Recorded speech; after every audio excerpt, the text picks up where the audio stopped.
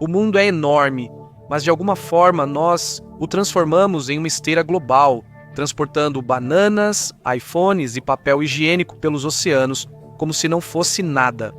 Você já percebeu que os navios seguem sempre as mesmas rotas marítimas? Ninguém nunca usa o atalho do norte. Por quê? Ursos polares, Titanic, trauma? A verdade está em algum lugar no meio disso. Imagine cortar a distância entre Londres e Xangai em 1/3. Parece bom, né? Bem-vindo à passagem do Nordeste, ou, como a Rússia chama, a Rota do Mar do Norte. Obviamente, ela renomeou a parte que possui. A Rússia se estende do Estreito de Kara ao de Bering, uma parte gelada e desolada do oceano. Faz a Sibéria parecer um anúncio de férias. Antes de pedir na Amazon esperando entrega tranquila, leia as letras miúdas. Prêmios de seguro altíssimos, só a ponta do iceberg? E sim, isso ainda é um problema. Tempestades de gelo e motores que odeiam o frio fazem os navios se arrastarem, o metal se parte e os capitães envelhecem 10 anos em uma viagem. Não é uma área de entrega privilegiada, então por que arriscar? A rota é uma tentação de séculos. Como todo pai em uma viagem pelo país, o mito de um atalho perfeito é difícil demais de resistir.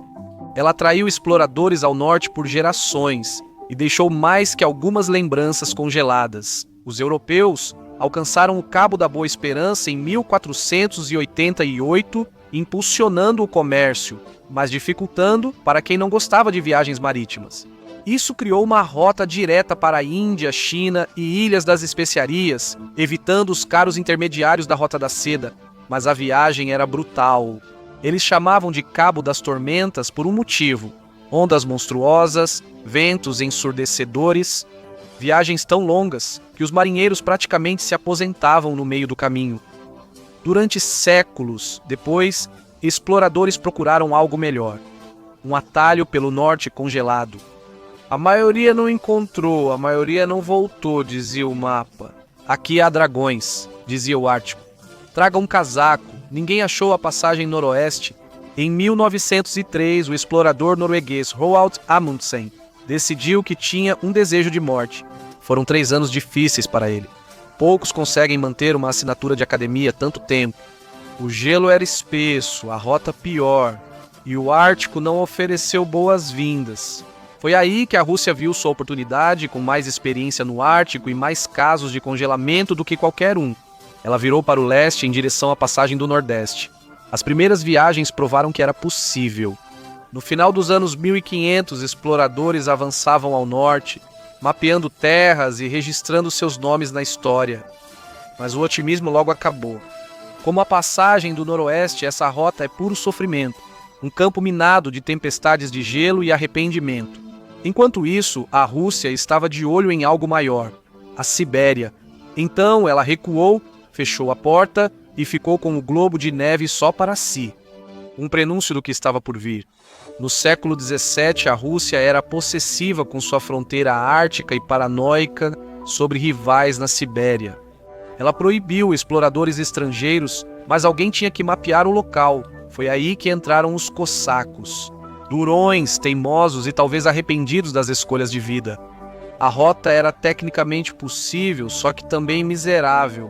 Pule alguns séculos à frente. Em 1878, o explorador finlandês e estagiário russo Adolf Erik Nordenskjöld finalmente conseguiu atravessar durante a Expedição Vega.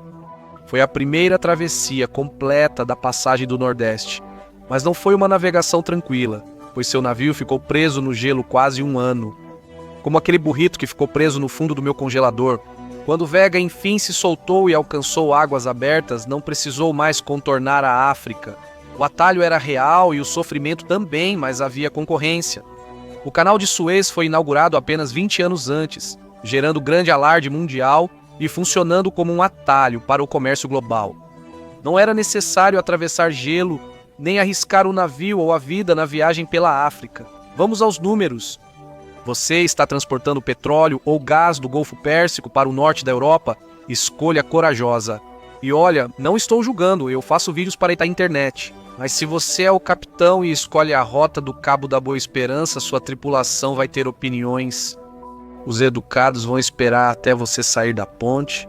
O resto você vai ouvir.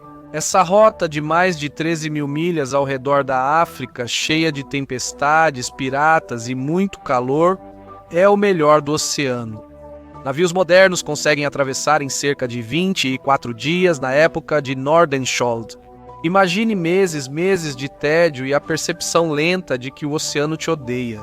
Se o navio passasse pelo Canal de Suez, economizaria 5.500 milhas e 10 dias, o que diferencia uma viagem de férias. A tripulação do Vega realizou um feito enorme de navegação na hora errada. Algumas décadas antes, eles seriam heróis. No final dos anos 1800, ganharam só um troféu de participação. O atalho gelado deles já estava obsoleto. O Canal de Suez tinha mudado as regras. Por que lutar contra o gelo se você podia cruzar o Egito e ainda pegar um bronze? E então ficou pior. Em 1914, um novo canal entrou em cena, desta vez no Panamá. Antes, os navios enfrentavam algo pior que o Cabo da Boa Esperança. O Arco de Vingança da América do Sul, Cabo Horn. Há um velho ditado da Era da Vela: abaixo dos 40 graus sul não há lei, abaixo dos 50 não há Deus. Cabo Horn, 55 graus sul, bem no meio dos furiosos anos 50. Os ventos aqui não sopram, eles atacam. O Cabo Horn tem uma média de 82 km por hora e ondas de 7,5 metros, mesmo em dias bons é ruim. Melhor arriscar com um Kraken, mas os navios não enfrentam mais isso. O Canal do Panamá encurtou a rota entre Nova York e Los Angeles de 22.500 km para 9.200 km. Geografia foi hackeada, mas o avanço custou vidas. Milhares de trabalhadores morreram cavando os canais, enquanto os investidores lucravam. Milhares de trabalhadores foram mortos. Hoje, 15% do comércio global passa pelo Suez, outros 5 a 6% pelo Panamá e 40% de todos os contêineres dos Estados Unidos da América dependem deles. 2 canais artificiais mantendo a economia mundial como refém. Mas a Rússia nunca deixou de olhar para o norte. A passagem do Nordeste não estava morta, só estava criogenicamente congelada. Os canais não mataram o sonho, só apertaram. Pausa, não sei se percebeu. Mas Moscou não lida tão bem com mudanças quanto o Suez. Uma rota ártica ativa mudaria tudo? Rotas curtas, combustível barato, mais controle? É como achar um novo código de trapaça para o planeta, mas está coberto de gelo e às vezes tenta te matar. Pense, uma viagem de Murmansk na Rússia a Yokohama no Japão normalmente tem 14.800 milhas pelo Canal de Suez. Pela Rota do Ártico são 6.600 milhas, um desconto de 449% cortesia do bairro mais perigoso da Mãe Natureza. E fica ainda melhor, ou pior, depende do seu senso de aventura. A Rota Japão-Europa ao redor da Rússia leva 10 dias pelo Suez 22, pelo Cabo 29, e a passagem do Nordeste ainda vem com um selo verde. Menos milhas, menos combustível, menos poluição. Os navios passam menos tempo sufocando o planeta, capitalismo ecológico, o melhor tipo. Mas a rota do Mar do Norte não é um atalho mágico. Se você for muito ao sul, deixa de valer a pena. Para Xangai, a economia seria de apenas 2 dias. Para Singapura, não haveria ganho de tempo. O gelo ignora seu cronograma, mas evitar o Canal de Suez não é só economizar tempo, é ter opções, especialmente quando todos estão presos na fila. Em 2021, o Ever Given fez a pior manobra de estacionamento paralelo do mundo. Ventos fortes empurraram o navio de lado no Canal de Suez e, como ele era enorme, bloqueou todo o tráfego do canal, causando um grande engarrafamento. Mas como ficou, como você sabe, 6 dias na água, o comércio global ficou em pausa. Centenas de navios ficaram presos à espera e alguns precisaram contornar o Cabo da Boa Esperança, como em 1699, quando finalmente foi liberado e o capitão atualizou seu perfil no LinkedIn, o estrago já estava feito. O custo para a economia global era de 400 milhões de dólares por hora. Em algum lugar, um contador chorou. Em 2023, outro navio encalhou no Suez.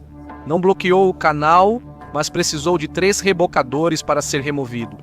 E os problemas continuaram surgindo. No final de 2023, o Suez tinha um novo problema. Poucos navios, ninguém queria arriscar virar uma bola de fogo flutuante. Os Houthis, no Iêmen, decidiram transformar o Mar Vermelho em uma galeria de tiro pessoal com drones e mísseis antinavio. Coisas divertidas. E caso tenha esquecido de geografia, esse é o mesmo Mar Vermelho, onde o Canal de Suez desemboca. De repente, os navios começaram a perguntar: esse ponto no radar está se aproximando?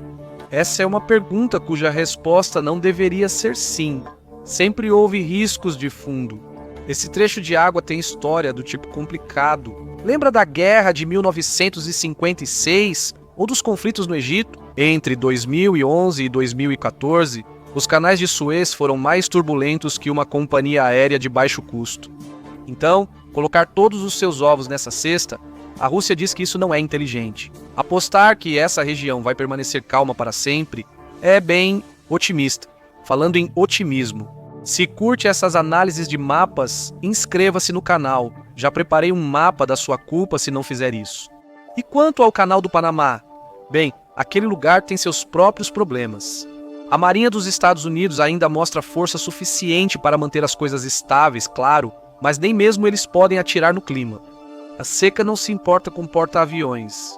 No início de 2024, as travessias diárias caíram de 36 para 18. Com metade dos navios maiores fora, começaram a redirecionar pelo Canal de Suez ou pelo Cabo da Boa Esperança. Mas não pelo Cabo Horn. É lá que Deus mantém sua máquina de vento ajustada para matar todo mundo. O tempo de trânsito aumentou, o frete ficou mais caro e a sua paciência no alvo diminuiu. Da próxima vez que vir uma caixa de cereal de $7, agradeça ao clima no Panamá. Não surpreende que Putin destaque as rotas do Ártico como futuro do comércio, basta olhar abaixo. Desde 1992 satélites do Observatório da Terra da Administração Nacional da Aeronáutica e Espaço monitoram silenciosamente a tentativa do planeta de virar uma grande poça. O nível do mar subiu aproximadamente 0,15 polegadas. Pouco, né? Bem, na verdade não. Essa água extra do mar vem do derretimento do gelo. Só a Groenlândia perde 280 gigatoneladas de gelo por ano. O derretimento da Groenlândia pode futuramente abrir a passagem noroeste, mas atualmente quem mais se beneficia é a Rússia. A passagem nordeste dela abre primeiro. Putin certamente marcou isso no calendário, talvez junto a uma sessão de fotos sem camisa. A Sibéria está esquentando rápido. A passagem nordeste derrete mais cedo a cada ano. Enquanto isso, na passagem noroeste, a temporada de navegação caiu de 27 semanas para apenas 13. Temperaturas mais altas e menos acesso fazem sentido. O problema é antigo. Placas antigas de gelo marinho derivam para o sul, bloqueando áreas como o Estreito de McClure e Visconde Melville. Engarrafamentos sonoros de geleiras fazem o trânsito de Los Angeles parecer tranquilo. Enquanto o Ocidente gira hélices no gelo, as rotas russas descongelam primeiro. Parabéns, Vladimir. Você é o mais novo vencedor do Ártico por padrão e agora é hora de encarar a realidade. Apesar das temperaturas em ascensão, o Ártico ainda não é o que alguém chamaria de águas abertas. Mesmo no verão, a passagem nordeste continua tomada por camadas de gelo, quilômetros e quilômetros disso. Isso aqui ri das hélices e devora cascos no café da manhã, basta olhar. No mapa da Administração Nacional da Aeronáutica e Espaço havia 16,9 milhões de milhas quadradas de gelo no Ártico no mínimo do verão de 2024. Esse é o sexto menor valor já registrado, o que de fato é ruim. E se você olhar com atenção para o mapa da Administração Nacional da Aeronáutica e Espaço de 2024, vai perceber que a passagem noroeste ainda está bloqueada pelo gelo. Ou seja, o Nordeste parece só um pouco menos mortal, mas ainda há muito norte por aí. Mesmo no seu ponto mais baixo, o chamado mínimo de verão não se parece com água aberta. É um pesadelo gelado, rachado e pronto para transformar seu barco no Titanic Mark 221. Navios que passam aqui precisam de escolta, e a Rússia já providenciou isso. Quebra-gelos, muitos deles, 57 para ser exato. O segundo lugar é o Canadá, com 18, que fofo. Na verdade, a Rússia tem mais do que todos os países da OTAN juntos. A aliança está começando a perceber que isso pode realmente ser um problema. Mas espere, tem mais. Você já ouviu falar de submarinos e porta-aviões nucleares? Mas quebra-gelos nucleares também existem. A Rússia possui 8 navios capazes de passar meses no mar, enfrentando o gelo como se tivessem uma dívida a cobrar. Eles mantêm o comércio em movimento da Europa para a Ásia sem parar, sem reabastecimento, sem freios, apenas pura ambição com uma leve dose de radiação. Bem, talvez. Primeiro problema: esses navios vão te custar mais do que um ingresso na primeira fila do Super Bowl. Quase isso. Em 2013, navios de classe polar dos Estados Unidos da América custavam Estados Unidos dólares 850 milhões cada. 10 anos depois, 17 bilhões de dólares por navio. Quase o preço de um destroyer por algo mais lento que sua avó no trânsito. E isso é só para construí-los. Depois, quando entram em serviço, inclua 100 milhões de dólares anuais para cada um até 2063.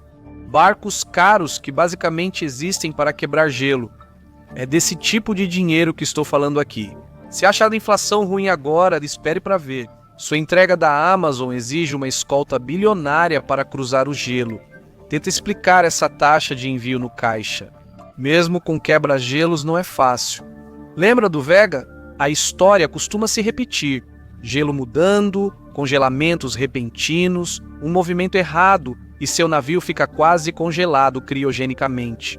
A versão marítima do Walt Disney. O Ártico é meio que o Tinder dos oceanos do mundo. Raso, imprevisível e cheio de sinais de alerta. O ponto mais profundo, 18 mil pés. A profundidade média é cerca de 3.200 pés, com alguns pontos ainda mais rasos. Ninguém sabe ao certo onde. Os leitos marinhos acima não foram bem mapeados. É um encontro às cegas com a geografia, e ainda nem chegamos ao verdadeiro motivo para pensar duas vezes antes de usar a passagem do Nordeste. O que acontece em caso de acidente? Esse é o problema. Depois que você navega para leste de Murmansk e Arkhangelsk, boa sorte para encontrar ajuda.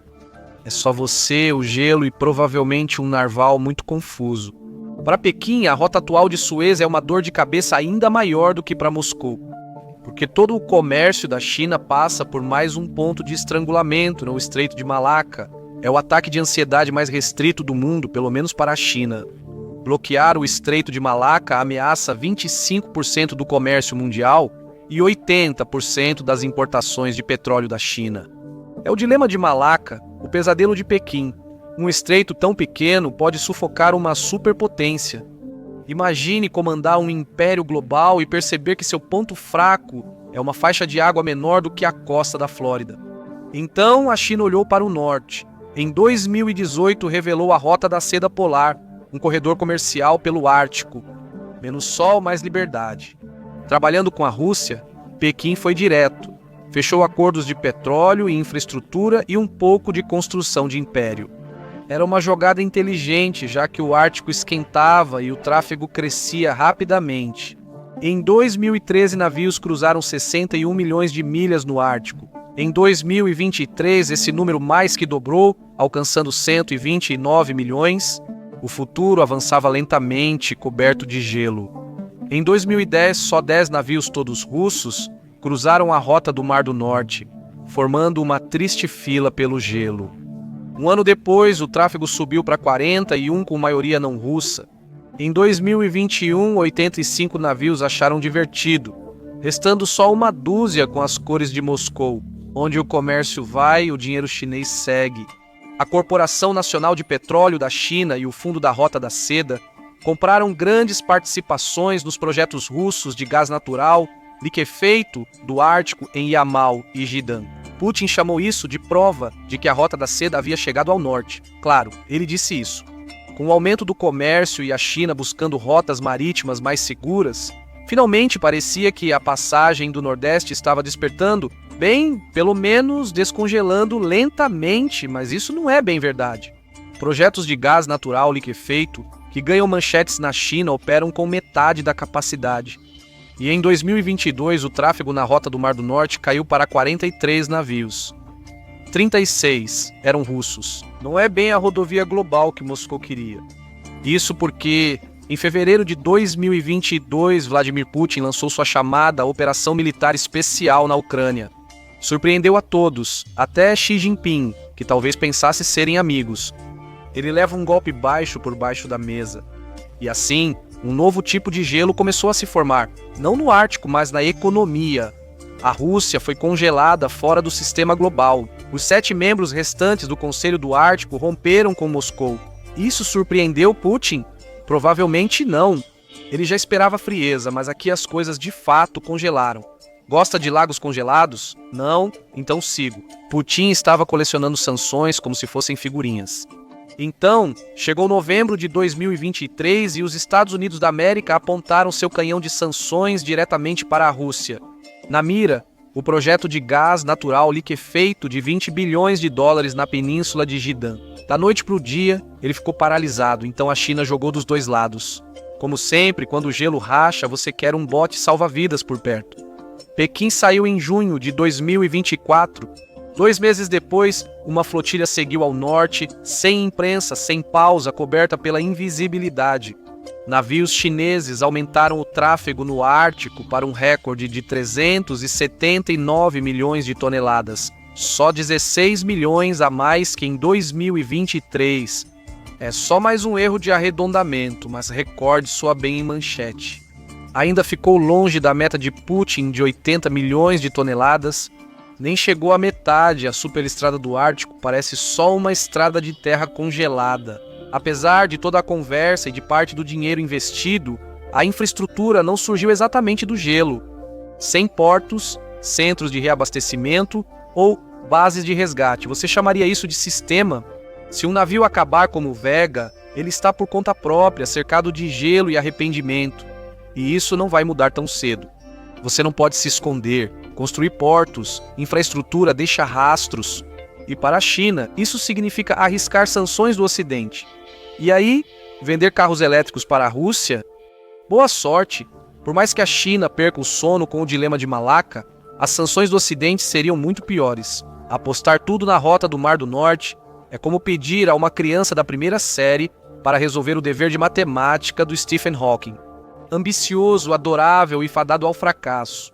A China encerrou 2024 com um superávit comercial recorde, quase $1 trilhão. Xi Jinping quer reduzir e migrar para uma economia movida pelo consumo. É uma jogada inteligente.